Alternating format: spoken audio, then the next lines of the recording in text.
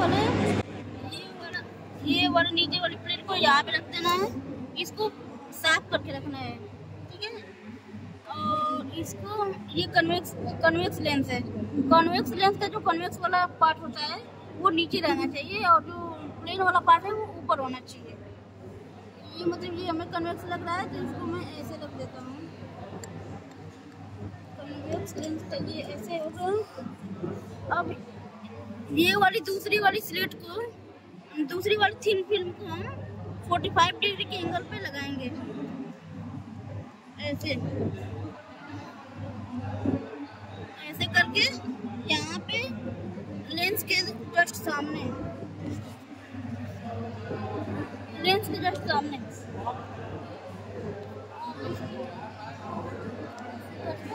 ठीक है। अब इसमें हम देखेंगे कि बना है कि नहीं। देखो बना, देखो बन रहा है।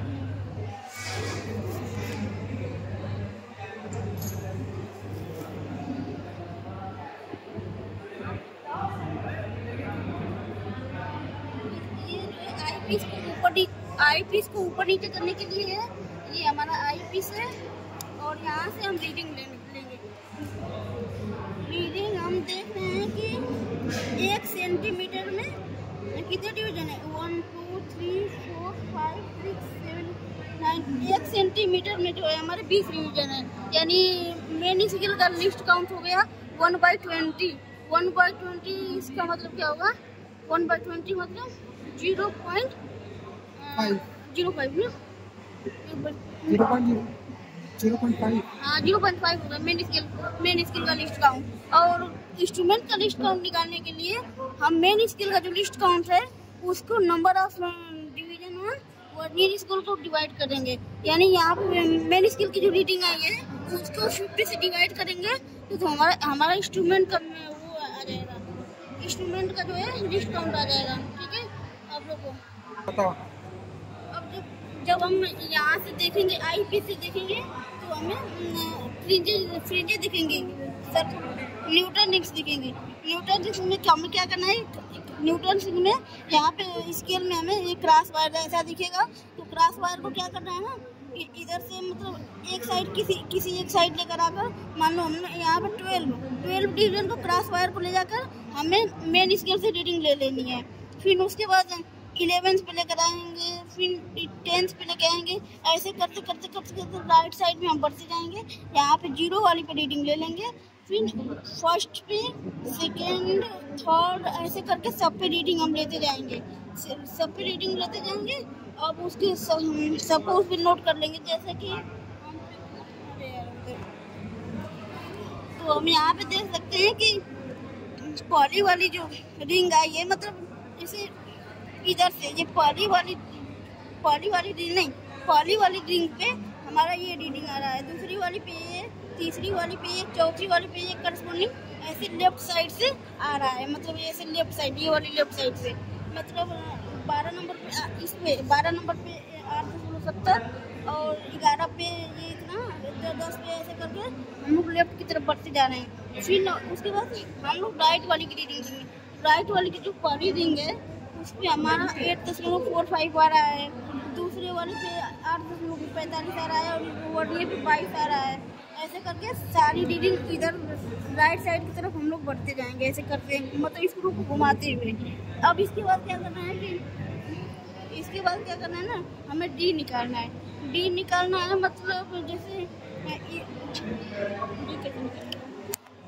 अब क्या करना है कि मतलब जो राइट साइड की पहली वो रीडिंग है और जो लेफ्ट साइड की पहली रिंग है और राइट साइड की जो पहली रिंग है उसमें से दोनों को माइनस करेंगे तो ये आया। फिर ऐसे करस्पॉन्डिंग ले लेना है रीडिंग, मतलब घटाते हुए ले लेना है। अब हमें रिलेटिव फ्रिंज विच निकालना है, तो हम पहले से क्या करेंगे, 5th वाले को घटाएंगे, दूसरे को 6 वाले से, तीसरे को 7 वाले से, चौथे को 8 वाले से, ऐसे करते करते हम लोग घटाते जाएंगे। मतलब पहले को 5th वाले से, दूसरे को 6 वाले से, तीसरे को 7 वाले से और चौथे को 8 वाले से, ऐसे करते करते हम लोग ये रीडिंग ले लेंगे d² माइनस dn²। अब क्या करना है, ये आ गया। क्या करना है कि हम लोग टेबल से ना डी एम एन का whole square minus D N का होल स्क्वायर कैलकुलेट कर लिए हैं। 4 हमें ऑलरेडी फार्मूला में दिया है। एम इक्वल टू क्या है कि जैसे हम फर्स्ट वाली रीडिंग को 5th वाली रीडिंग से घटाए थे, यानी जो 5 - 1 जो डिफरेंस आ रहा है उसको एम लिखेंगे, और आर जो है रेडियस ऑफ कर्वेचर, जो हम बाद में पता करेंगे, मतलब वो है, मतलब पहले से ही पता कर चुके हैं 68.582 आया है, उसको रख देंगे। अब यहाँ से हम लेमडा की वैल्यू कैलकुलेट कर लेंगे, बस यही हो गया।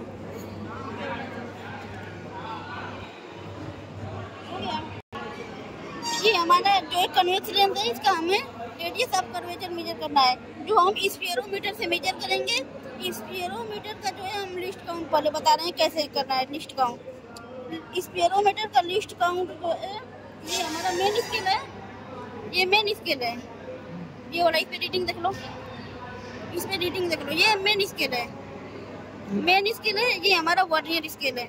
मेन स्केल पे रीडिंग तुम्हारी 1 सेंटीमीटर में 10 डिवीजन है, इसका मतलब 0.1 सेंटीमीटर मेन स्केल का लिस्ट काउंट हो गया।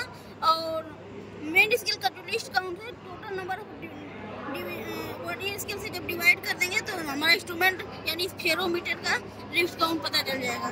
अब रेडियस ऑफ कर्वेचर इसे स्फीयरोमीटर से नापने के बाद हमें इतना आया है 810.582। इस कन्वेक्स लेंस का रेडियस ऑफ कर्वेचर आया है, बस हो गया।